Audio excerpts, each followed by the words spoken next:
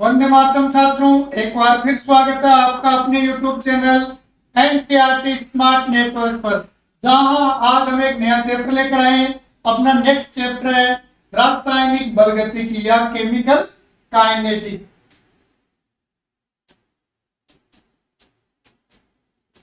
रासायनिक बलगतिकी,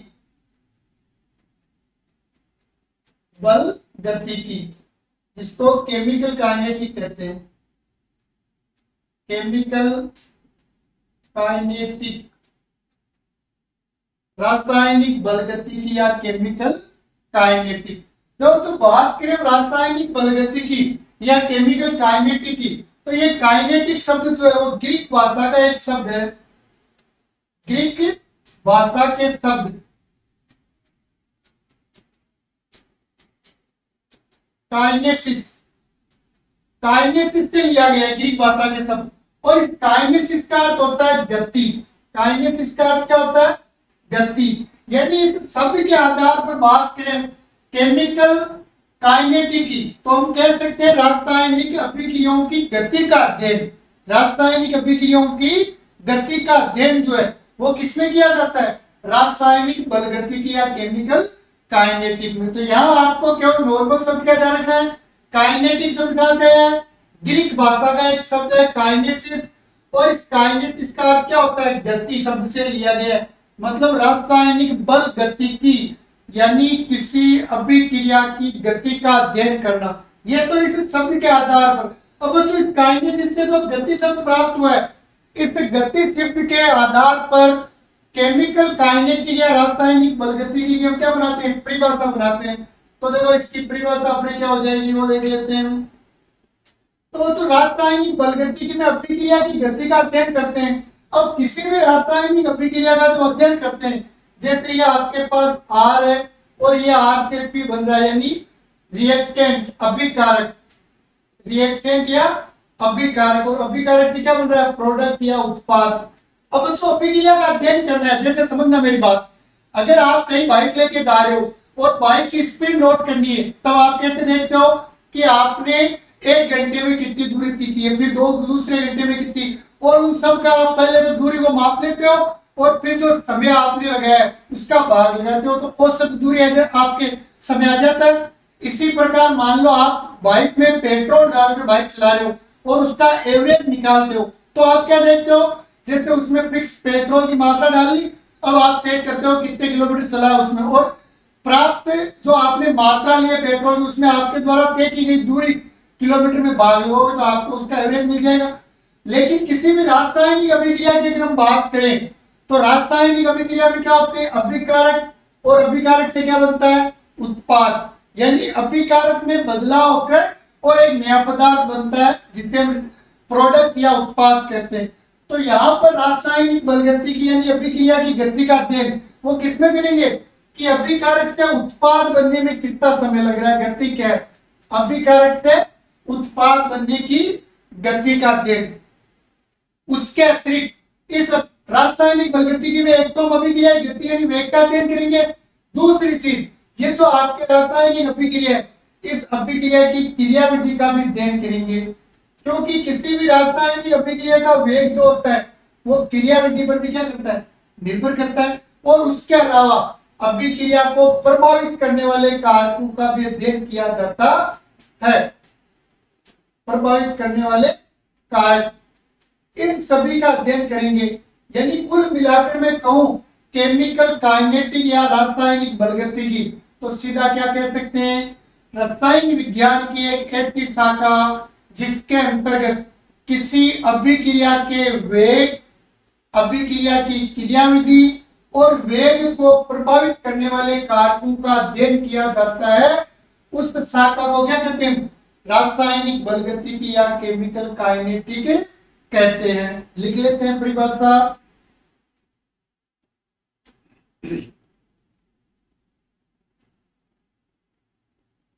तो देखो परिभाषा हो जाएगी, रसायन विज्ञान की ऐसी शाखा जिसमें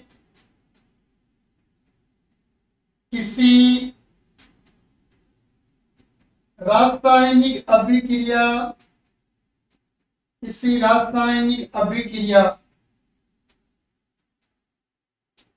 अभिक्रिया के वेग,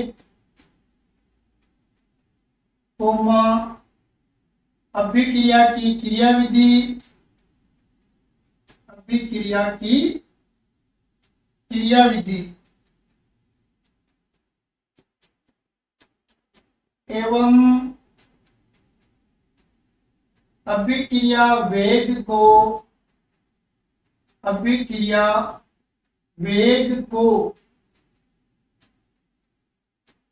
प्रभावित करने वाले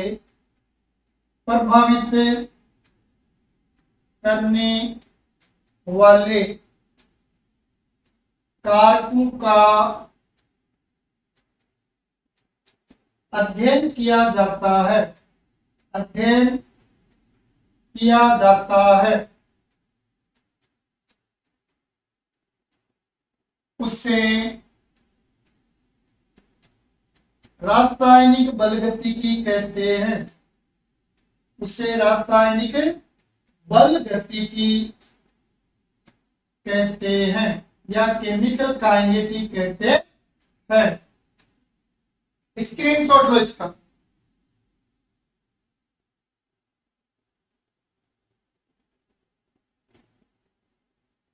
तो यह है बच्चों आपके रासायनिक बलगतिकी यानी रसायन विज्ञान की एक ऐसी शाखा जिसमें कोई भी अभिक्रिया है उसको संपन्न होने में कितना वेग है उसका, यानी किस गति से वो संपन्न हो रही है, उस गति से संपन्न होने में उसकी अभिक्रिया क्रियाविधि क्या मैकेनिज्म, और उस अभिक्रिया की गति या वेग को कौन कौन से कारक है जो प्रभावित करते हैं, इन सब का अध्ययन किसमें किया जाता है, रासायनिक बलगतिकी या केमिकल काइनेटिक के अंतर्गत किया जाता है।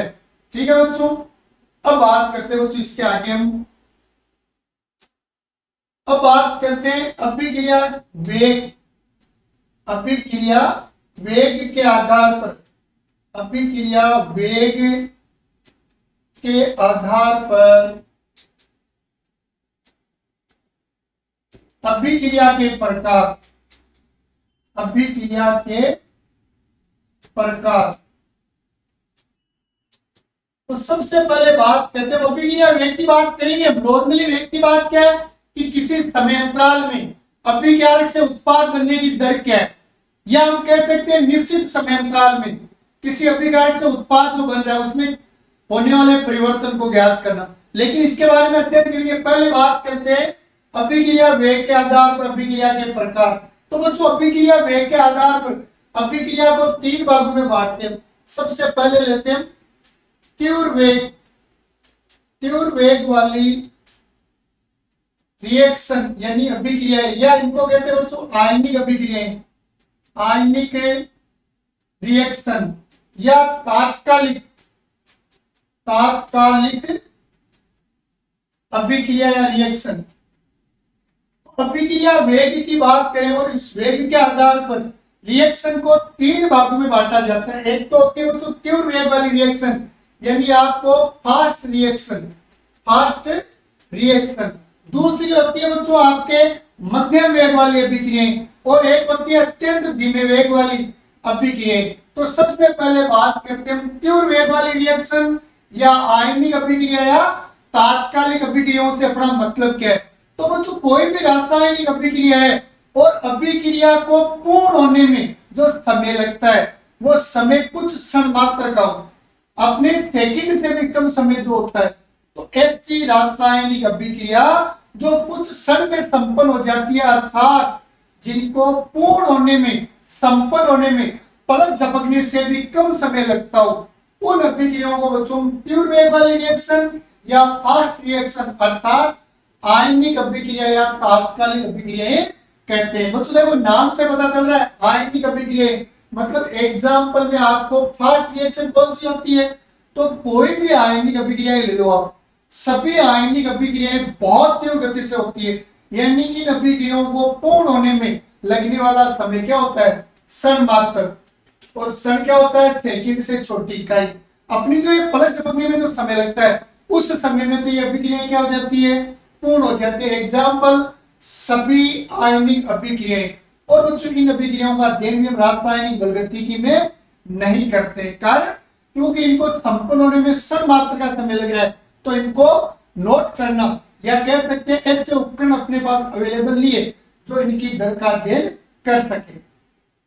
फिर बच्चों नंबर 2 आ जाती है आपके मध्यम मध्यम वेग वाली या गति वाली अभिक्रियाएं, मध्यम वेग वाली रिएक्शन। और बच्चों देखो प्रकार में एक मध्यम वेग वाली और एक लेते हैं धीमी वेग वाली। इनको आप ऐसे बोल सकते हो तीव्र वेग वाली, मंद वेग वाली और अत्यंत मंद वेग वाली। तो मध्यम वेग वाली अभिक्रियाएं जो है इनको मंद वेग वाली रिएक्शन भी कह सकते हैं, मंद वेग वाली रिएक्शन। तो बच्चों देखो जो आपके तीव्र वेग वाली रिएक्शन होती है वो रिएक्शन है या उनमें इस श्रेणी में उन रिएक्शनों को, उन अभिक्रियाओं को रखा गया है जिनको पूर्ण होने में जो समय लगता है वो क्या होता है, क्षण मात्र का होता है। अब बात करें मध्यम वेग वाली अभिक्रियाएं जो आपके मंद वेग वाली, तो बच्चों इस वेग में या इन प्रकारों में ये जो रिएक्शन है उन रिएक्शन को कहते हैं जिनको पूर्ण होने में कुछ सेकेंड लगते हो या कुछ मिनट का समय लगता हो।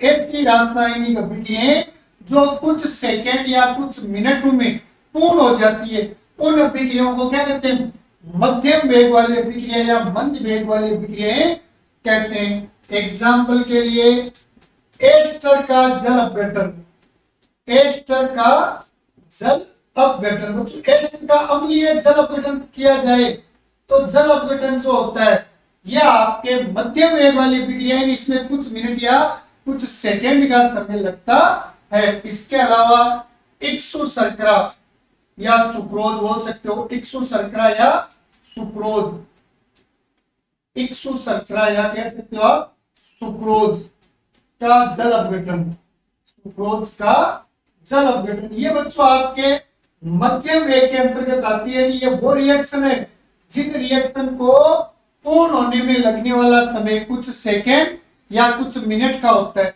और बच्चों ये मध्यम वेग वाली अभिक्रियाएं जो होती है इन अभिक्रियाओं का हम आसानी से रासायनिक बलगतिकी में अध्ययन कर सकते हैं, क्योंकि इनको पूर्ण होने में लगने वाला समय कुछ मिनट या कुछ सेकंड, यानी इनकी गति जो होती है फास्ट रिएक्शन से कम होती है, जो आप आराम से नोट कर सकते हो। और अंतिम उदाहरण आपके प्रकार पड़ेंगे मंद रिएक्शन से अत्यंत मंद रिएक्शन। तो जो धीमी वेग वाली रिएक्शन है उनमें बहुत ज्यादा समय लगता है और तीव्र वाली में बहुत कम, तो दोनों को नोट नहीं कर सकते। लेकिन मध्यम वेग वाली रिएक्शन कुछ मिनट या कुछ सेकंड में होती है, तो इन्हें आराम से नोट कर लिया जाता है। इसलिए रासायनिक बलगतिकी केमिकल काइनेटिक में किन अभिक्रियाओं का अध्ययन किया जाता है, तो मध्यम वेग वाली या मंद वेग वाली अभिक्रियाओं का अध्ययन रासायनिक बलगतिकी के अंतर्गत किया जाता है। और बच्चों अपने तीसरा प्रकार जो है, अगर बात करें इसी के तीसरे प्रकार की, तो आपके तीसरा प्रकार आ जाएगा बच्चों धीमी वेग वाली, धीमी वेग वाली रिएक्शन। और धीमी वेग वाली रिएक्शन जो है इन रिएक्शन को बच्चों हम कह सकते हैं अत्यंत मंद, अत्यंत मंद वेग वाली रिएक्शन। तो जब बच्चों फास्ट रिएक्शन या तीव्र वेग वाली रिएक्शन या तात्कालिक रिएक्शन कौन सी है, जिन अभिक्रियाओं को पूर्ण होने में क्षण मात्र का समय लगता है या जो अपने पलक झपकने से भी कम समय में संपन्न होती है, जिनको नोट करना अपने लिए क्या है, संभव नहीं है। कारण क्योंकि इनका वेग तीव्र होने के कारण इनको नोट नहीं कर सकते। ऐसे हाई टेक्नोलॉजी वाले उपकरण अपने लैब में अवेलेबल नहीं होते। दूसरी बड़ी अपने मध्यम वेग वाली रिएक्शन, जो ऐसी रिएक्शन होती है जिनको संपन्न होने में कुछ मिनट या कुछ सेकंड का समय लगता है, जिनका हम आसानी से अध्ययन कर सकते हैं। बच्चों ये आणविक अभिक्रिया होती है। उदाहरण एस्टर का जल अपघटन, इक्सु शर्करा का जल अपघटन। और लास्ट का आपके धीमी वेग वाली अभिक्रिया या अत्यंत मंद वेग वाली रिएक्शन। तो ऐसी रासायनिक अभिक्रिया जिन्हें संपन्न होने में कुछ घंटे या कह सकते हो दिन या सप्ताह या महीने या वर्ष का समय लगता है। जिन अभिक्रियाओं को पूर्ण होने में कुछ घंटे लग सकते हैं, कुछ दिन भी लग सकते हैं, या कई बार कुछ हफ्ते, कई बार कुछ महीने या कई बार वर्षों का समय भी लग सकता है। जैसे लोहे पर जंग लगना, वो लोहा बहुत ही ज्यादा हल्की क्वालिटी का है, तो भी उस पर काट आने में, जंग लगने में घंटे भर का समय या 2 3 5 घंटे लगते हैं। और अगर बेटर क्वालिटी का, उत्तम क्वालिटी का है, तो कई सालों तक उसमें जंग नहीं लगता है। तो इनमें भी अभिक्रियाओं का वेग इतना धीमा होता है कि इनको भी नोट नहीं किया जाता है। इसलिए इन अभिक्रियाओं को और इन अभिक्रियाओं को केमिकल काइनेटिक में अध्ययन नहीं किया जाता है। तो देखो एक बार हिंट के लिए लिख देता हूं, इन्हें संपन्न होने में कुछ क्षण लगते हैं, जबकि मध्यम वेग वाली जो अभिक्रिया इन्हें संपन्न होने में कुछ सेकेंड या कुछ मिनट, कुछ सेकेंड या कुछ मिनट लगते हैं।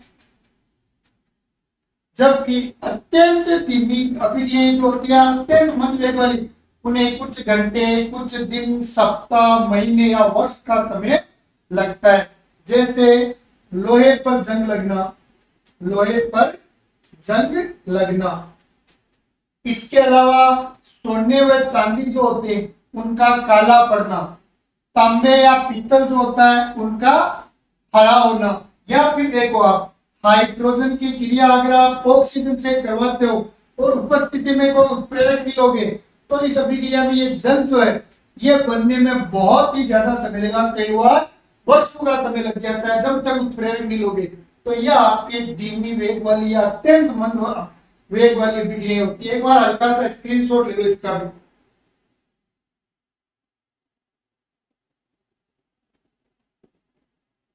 तो बच्चों ये हो गया आपके अभिक्रिया वेग के आधार पर अभिक्रिया के प्रकार, जो 3 होगी। फास्ट रिएक्शन होगी आपके, एक मॉडरेट रिएक्शन होगी और एक होगी आपके स्लो रिएक्शन। अब इसके बाद बात करते हैं बच्चों आप अभिक्रिया वेग की, जो अपना मुख्य टॉपिक है।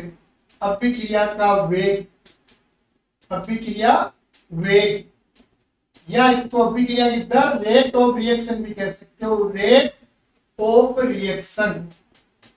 तो देखो जो रेट ऑफ रिएक्शन की परिभाषा बनाए, तो फिर बता रहा हूं, किसी भी रासायनिक अभिक्रिया में क्या होता है, हम अभिकारक रिएक्टेंट लेते हैं और प्रोडक्ट उत्पाद बनाते हैं। और अब अभिक्रिया वेग पता कैसे करना है, तो ये देखना है कि समय के साथ अभिकारक की मात्रा में कितनी कमी हो रही है और इसमें कितनी वृद्धि हो रही है, और जितनी इसमें कमी होगी उत्पाद में वृद्धि उतनी होगी। यानी आप चाहे कमी नोट कर लो, आप चाहे वृद्धि नोट कर लो, समय के साथ अभिकारक में होने वाली कमी या उत्पाद में होने वाली वृद्धि जो है उस अभिक्रिया के वेग को बताती है। तो देखो परिभाषा क्या हो जाएगी इसकी, इसकी परिभाषा हो जाएगी आपके एकांक, या आप एकांक को इकाई समय में लिख सकते हो। इकाई समय में किसी रासायनिक अभिक्रिया, किसी रासायनिक अभिक्रिया में, रासायनिक अभिक्रिया में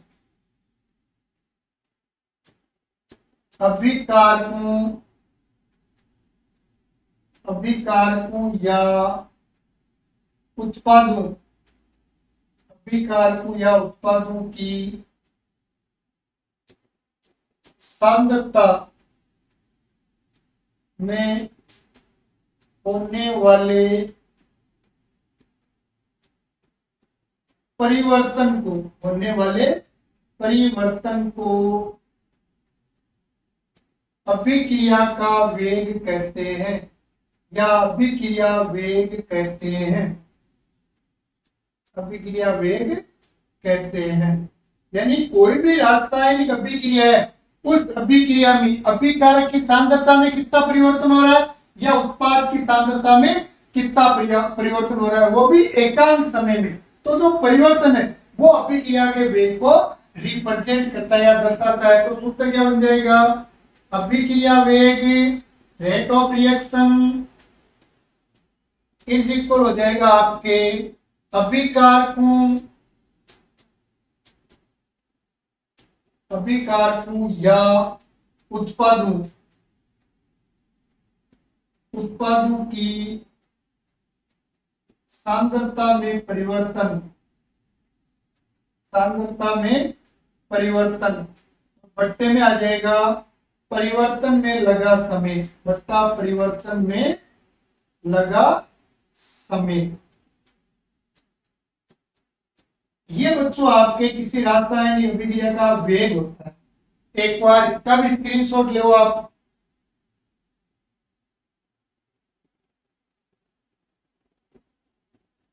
अब बच्चों इस अभिक्रिया वेग जो है, इस अभिक्रिया वेग को हम आरेख से समझते हैं। तो देखो इस अभिक्रिया वेग को आरेख से समझते हैं। ये अपने पास रिएक्शन है, रिएक्टेंट, और रिएक्टेंट से आप बना रहे हो प्रोडक्ट। तो देखो हम मान लेते हैं अपने पास समय ले लेते हैं हम। जब T1 समय तो अभिकारक कितना है R1 और उत्पाद कितना है P1। जब समय ले लेते हैं हम T2 तो T2 समय है, उस समय जो अभिकारक की मात्रा होगी उसको हम R2 नाम दे देते हैं और उत्पाद की जो मात्रा होगी उसको P2 नाम दे देते हैं। ये हमने मान लिया। जब समय का मान हमने समय को T1 नाम दिया, उस समय अभिकारक की जो मात्रा रहेगी उसको नाम क्या दिया R1 और उत्पाद देखिए तो वो P1। T2 समय तो R2 तो अभिकारक और P2 क्या उत्पाद है। तो देखो ये आपके पास इससे एक आरेख है।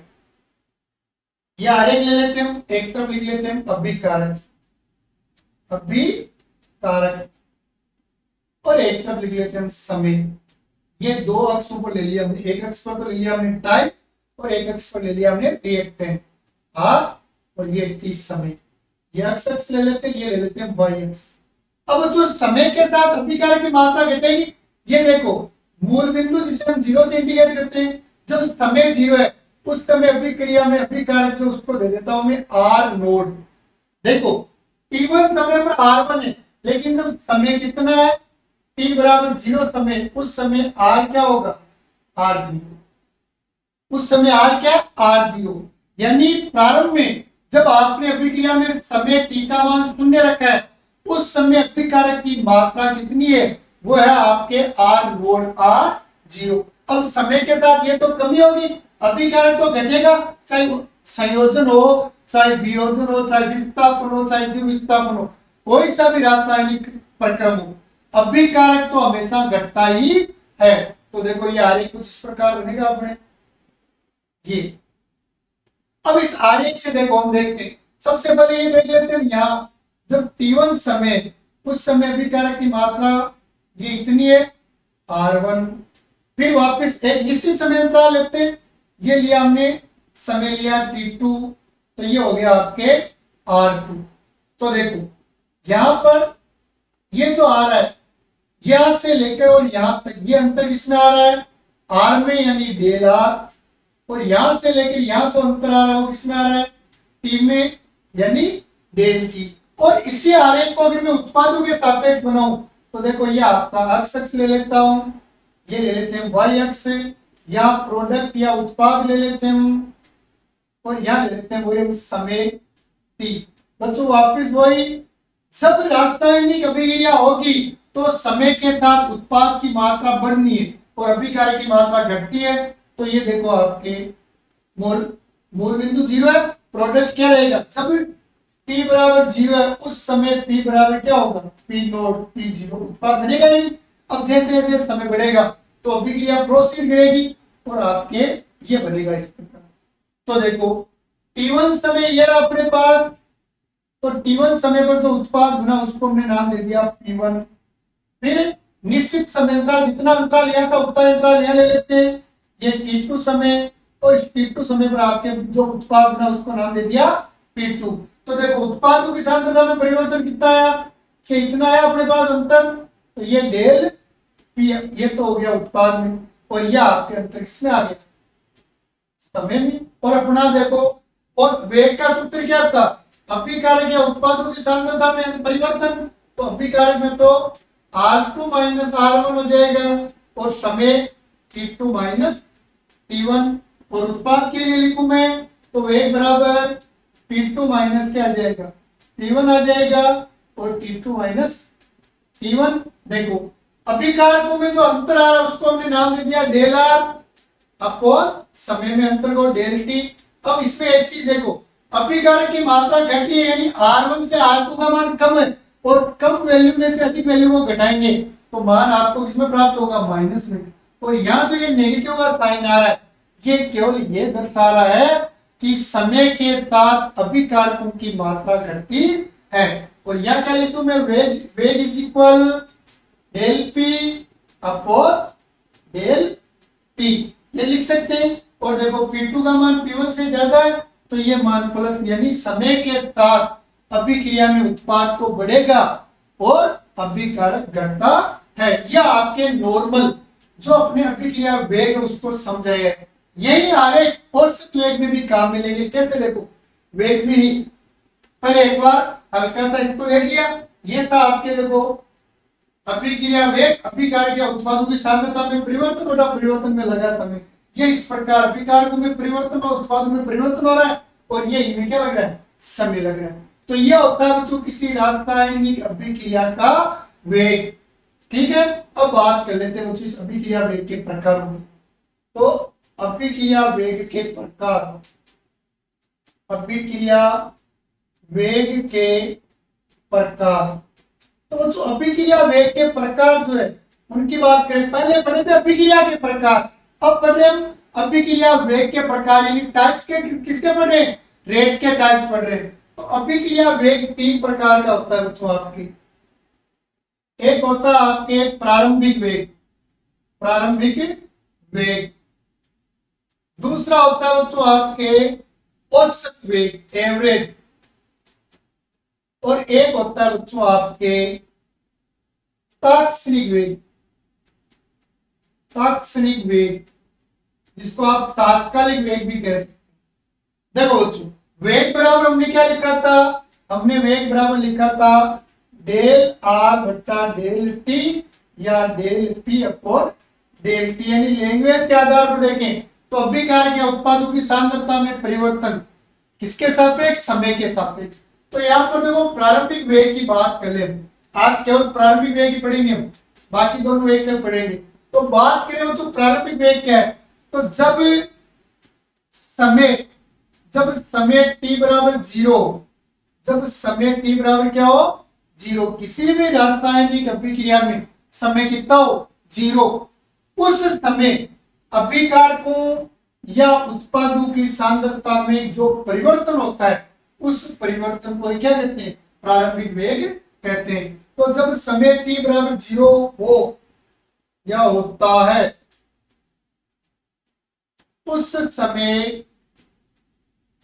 उस समय अभिकारकों या उत्पादों की सांद्रता में परिवर्तन, सांद्रता में परिवर्तन प्रारंभिक वेग कहलाता है। प्रारंभिक वेग, इनिशियल रेट, प्रारंभिक वेग कहलाता है। यानी देखो हमने वेग की तो परिभाषा लिखी थी, ये वाली, एकांक या इकाई समय, जब t का मान 1 रखा था तब आपके वेग की परिभाषा लिखी थी। और अब हमने क्या किया प्रारंभिक वेग में, जब t बराबर 0 यानी एकांक समय के स्थान पर क्या आ गया, 0, तो जब समय 0 उस समय अभिक्रिया का जो वेग होता है, अर्थात अभिकारक या उत्पादों की सांद्रता में जो परिवर्तन होता है उस परिवर्तन को ही बच्चों प्रारंभिक वेग कहते हैं।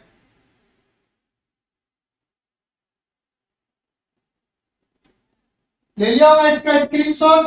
ये बच्चों आपके प्रारंभिक वेग है। और बात करेंगे औसत वेग, तो जब समय 0 है तब प्रारंभिक वेग है। औसत वेग निकालेंगे निश्चित समय अंतराल पर, समय का अंतर निश्चित रखेंगे। जैसे 1 घंटे में 50 किलोमीटर की दूरी तय की, फिर अगले 1 घंटे में 60 किलोमीटर की दूरी तय की, फिर अगले 1 घंटे में 55 किलोमीटर दूरी तय की, यानी समय तो फिक्स रखा, दूरी कम ज्यादा चल रही है, तो वो एक निश्चित अंतराल है। तो निश्चित अंतराल पर अभिक्रिया वेग जो होता है वो औसत वेग होता है, निश्चित समय अंतराल। जो t बराबर 0 है वहां पर निश्चित समय अंतराल लेंगे।